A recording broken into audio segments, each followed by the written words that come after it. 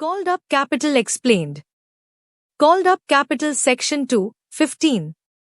Called up capital refers to the portion of the nominal, authorized, capital that a company has called upon its shareholders to pay. It is the aggregate amount of money that the company has requested from its shareholders to fulfill their commitment to the company's share capital. Key features. 1. Portion of nominal capital. Called up capital is a subset of the authorized capital, the total capital a company is authorized to issue as per its Memorandum of Association. 2. Demand for payment.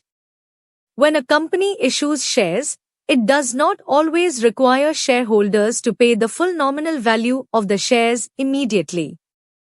The company may call for a portion of this amount as needed.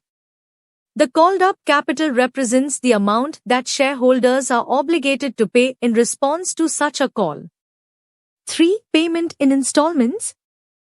The amount can be called up in one go or in installments. For example, a company might issue shares with a face value of 10 rupees each and initially call up 5 rupee per share, with the remaining 5 rupee to be called up at a later date. Importance. 1. Funding operations. Called up capital provides the company with necessary funds to finance its operations, expansion, and other business activities. It represents a crucial source of capital for the company. 2. Shareholder obligation. Shareholders are legally obliged to pay the called up amount.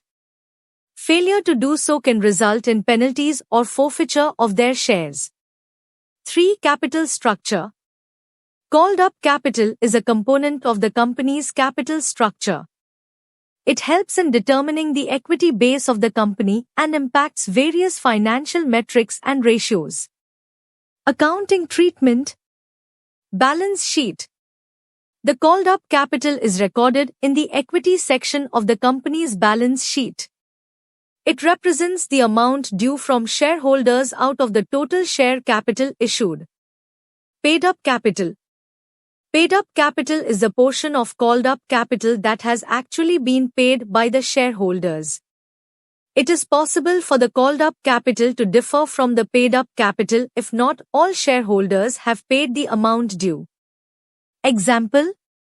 Suppose a company has an authorized capital of 1 million rupees divided into 100,000 shares of 10 rupees each. If the company issues 50,000 shares and calls up 5 rupee per share, the called up capital would be. Called up capital is equal to number of shares issued times amount called up per share.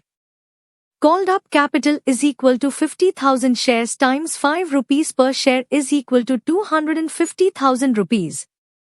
This 250,000 rupees represents the amount that shareholders are required to pay to the company out of the total potential share capital.